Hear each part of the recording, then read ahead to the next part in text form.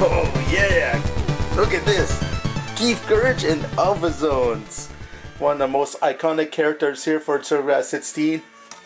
Yeah, I even got this cool artwork here. Thanks again to West Coast Customs for doing this for me. I never had ads that good, but thanks for doing that for me, man. Yeah! You think about Keith Courage, you think about the awesomeness that is the TurboGrafx 16. And that's the way it is, because this was a packing game. You get the system, you get Keith Courage, you're happy. There's a lot of hate going with Keith Courage, you know?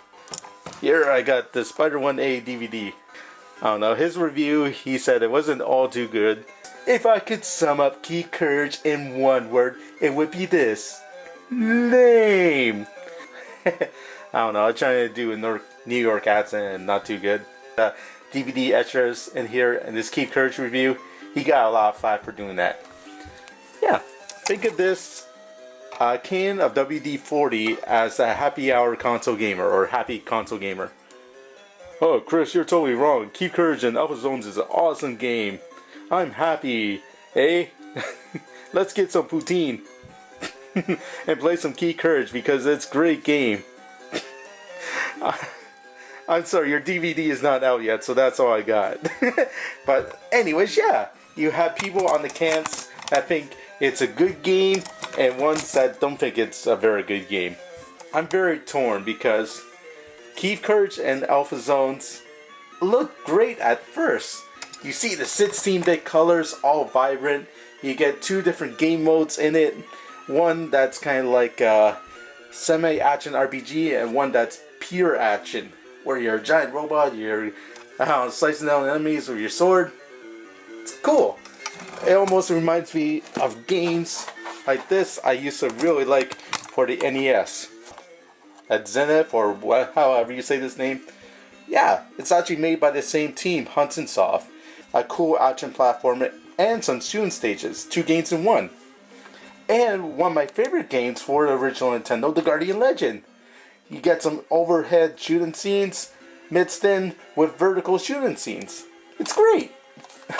2 awesome games. So, at Zenith here feels like the prequel to Keith Courage, and this one feels like the prequel to Blazing Lasers. Enticement for me. TurboGrafx 16 was going to have all these cool games that were sort of like sequels to original Nintendo games. But Keith Courage on its own, it has no standing foundation. Like, this wasn't originally arcade hit or anything like that. Here we got other packing games like, oh yeah, Super Mario Bros. Duck Hunt. Cool game you can get for the original Nintendo. Much better than the original packing game. Gyromite. Yeah, Nintendo decided not to pack in Gyromite as a packing game no more because, I don't know, Raw the Robot, it kind of sucked. So, they decided, hey, why don't we make Nintendos with or without a game? And I'm surprised, you know, NEC didn't try that. But I'll get to that later. Oh yeah, here's the Sega Genesis. And one of the original packing games you can get for the system was Alter Beast. Now, I don't know. Fans are sort of split on that one too, like Keith Courage. I was saying that it's kind of like a lame packing game. But, hey, at least it was based on an arcade game at first. It's established. You can play an almost perfect arcade translation of a popular arcade hit at home here on your new 16-bit Sega Genesis. Yeah, and once they realize, okay, Alter Beast, it's kind of fugly now, we'll give you Sonic the Hedgehog instead. Yeah, here we have the Xbox here. Yeah, this one actually gives you a new controller because the original one that they gave you was just too darn big. And they give you a couple free games in here as well. Sega games, actually. Oh yeah. Here we got the Virtual Boy, and they give you Mario Tennis. Okay, yeah, that's probably a lame packing game. Probably even lamer than Keith Courage. I think the general consensus is that Mario Tennis is a huge pile of shit. And then you get the Nintendo Wii here with the game Wii Sports. And this one garnered a lot of hype because it used that Wii motion controller pretty well. It was a perfect marriage at first, and then everybody started hate on the Wii. Here we got, yeah, the Neo Geo Pocket. Yeah, because Sega really hated Nintendo back then. They said, hey, we can make something for your system. Cool, let's do that. We'll even make it a Pac-Man game. Then the system died early dead because SNK was losing too much money. That sucked. Alright, and that brings me to the subject. Was this the perfect Pac-Man game for the TurboGrafx 16? Here's a star for no reason. Here are our TurboGrafx 16 games that were released out at that time. Yeah, taking it to the hoot. I don't think so. Who wants to play this guy with armpit hair? Nothing to get too excited about. Especially since it's only 2 players. Fantasy Zone, cool shoot 'em up and all, but I don't think you'll sell the system, especially with these pretty pink colors. Alien Crush. Now this would have been a cool Pac-Man game, I thought. At least better than Keep Courage, but I don't know, it's a tough sell too because it's pinball. Kind of a niche market. Oh, the legendary acts. This would have been so much better. And think about it, this game actually won like Game of the Year in some publications. Has great graphics and all. It really shows off the system's capabilities. But I think because it was made by Fifth Third Musical Industries and not actually Hudson Soft themselves, which, you know, were the main head honchos behind the TurboGrafx 16 to begin with, they decided, nah. World Court Tennis. Would have been a cool Pac-Man game because it's multiplayer and all, but I don't know. It's also a tough sell because it's tennis. World Class Baseball. It's a decent baseball game and all, but now this isn't the days of the television where you can just sell a system on baseball alone. Victory Run.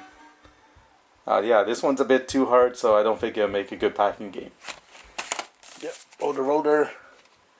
If you're just selling the game on the multiplayer alone, maybe, but very iffy because the graphics are kind of boring. Pac-Land. Now, this is weird because I actually think Pac-Land is a worse game than Keep Courage and Elf Zones, but it's an established franchise. It's very close to the arcade. Yes, there was an arcade original, so you had that to go on. Plus, it's Pac-Man. I even think this would have been a better Pac-Man game for the TurboGrafx 16 than Keep Courage, even though the game still kind of sucks. Dragon Spirit. Again, a cool shoot 'em up for TurboGrafx 16, but it's also very generic. You're a dragon, you can breathe fire, you can throw bombs on the ground, cool and all, but just nothing that really stands out. That would definitely sell a lot of TurboGrafx. But nope. I think because this was made by Namco, same with Dragon Spirit, is that they wanted to keep it in the family, Hudson Soft Games only, so they were really up NEC's ass. Let's just say that. Power Golf. No. The TurboGrafx 16 version did an awesome job replicating the arcade experience at home. And it would have been a great Pac-Man game. The problem is, if you look on the chip itself, yeah, notice the size of that thing. Compare it to Keep Courage. Yeah, see this black frame here? Look how it's smaller, or this one is larger. This one uses about 3 to 4 megabits of memory. This one uses only 2, so it's cheaper to make. Just like that whole Pac-Man thing in my earlier review. But anyways, yeah, my point is, maybe this was too expensive to put in with the TurboGrafx 16. I remember this game alone back then was $80. Urgh. So if you think paying 800 points on Wii Virtual Console is a lot, imagine paying $80 for it at launch. Crazy. Vigilante. Yeah, this would have been a cool Pac-Man game, but the problem is, yeah, the game itself, way too short, way too easy. Dungeon Explorer. If they only changed the name though, like maybe Dungeon Survivor, or Dungeon Carnage, or Dungeon Warfare. Change that art too. It probably would have been a bigger hit, especially if you compare it to something like Gauntlet, which has a much better name. The potential is there, especially since this is an up to 5-player game that you can, play with your friends. You get people buy more TurboTaps, more controllers. Oh, it would have been a cool Pac-Man game, but nope, missed opportunity. Oh yeah, blazing lasers. There's so much graphical prowess. If you want a killer app for your TurboGrafx-16, this was it.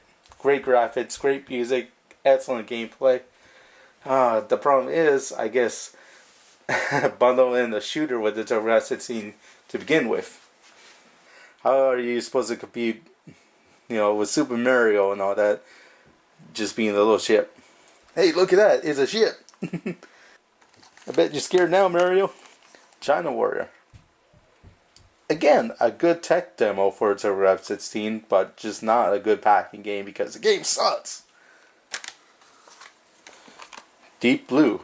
Fuck no! It's what most TurboGrafx-16 fans start out with, so it's going to be iconic either way you look at it. Whether you like the game or not. Unfortunately, a lot of these systems here, like the Xbox, Sega Master System, Sega Genesis, Nintendo here, all those systems are not the original designs like that TurboGrafx-16 is. And what I mean is, yeah, there was a big issue with the TurboGrafx-16 because they made about 1 million of these and they only sold like a few 100,000, and they wanted to repackage and redesign TurboGrafx-16, maybe put in like Bonk's Adventure, Splatterhouse, maybe get that stupid guy off the cover. Yeah, and totally do all new redesign. Problem is, they haven't sold enough TurboGrafx-16 systems yet, and the people in Taiwan where the system was made and the original Japanese NEC company said, "Alright, what the hell? Sell more consoles, sell more of these consoles. We already made them. You gotta sell them the way it is." So that's why you actually see a lot of TurboGrafx-16s covered up with different like labels and all that, or they'll have like special promotions, but it's pretty much the same system. You're still getting Keith Courage for free. And yeah, you're probably thinking to yourself, okay, I want to play some Keith Courage again, but I can't find TurboGrafx-16. Why don't I just go in that Wii Virtual Console, see if I can play Keith Courage on there? Oddly enough, a lot of the games I showed you earlier are on the Wii Virtual Console, like China Warrior, Dragon Spirit, and R-Type, but Keith Courage, believe it or not, isn't.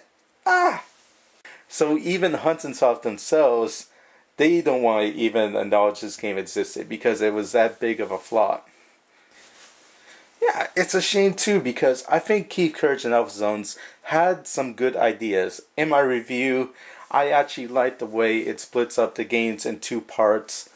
It could have been a good franchise. You just don't say didn't sell well enough for us, so we're just going to ignore the franchise altogether like Nintendo did with Earthbound when that game came out to US. People go nuts for Earthbound right now, buying that $100, $200. It has a good cult following. And I think Keith Courage also has a good cult following as well. But no, it doesn't make so much money to keep NEC happy, and they had to relegate it to failure status. Don't ever want to talk about it again. Don't ever want to touch the franchise. Keith Courage and Alpha Zones will go down in history as being a huge failure. And I don't know, I just think that's wrong. Tell me what you guys think. I would give my usual spiel. Rate, comment, and subscribe. Well, no, just do whatever you want. What side of the fence are you on? Are you part of like Team Bucci and all that? Do you think the game is a horrible, waste of space? Or are you on the WD-40 side and think the game is cool? Is Keith Courage and Alpha Zones a huge horrible mistake that deserves to be forgotten? Or should the NEC make Keith Courage 2 but made it really awesome? Maybe they still can now that they got Konami on their side. Yeah, put Castlevania characters in there, like vampires and Goey Man. It's not gonna happen, but whatever. Okay, this is Star Soldier. Over and out. Woohoo!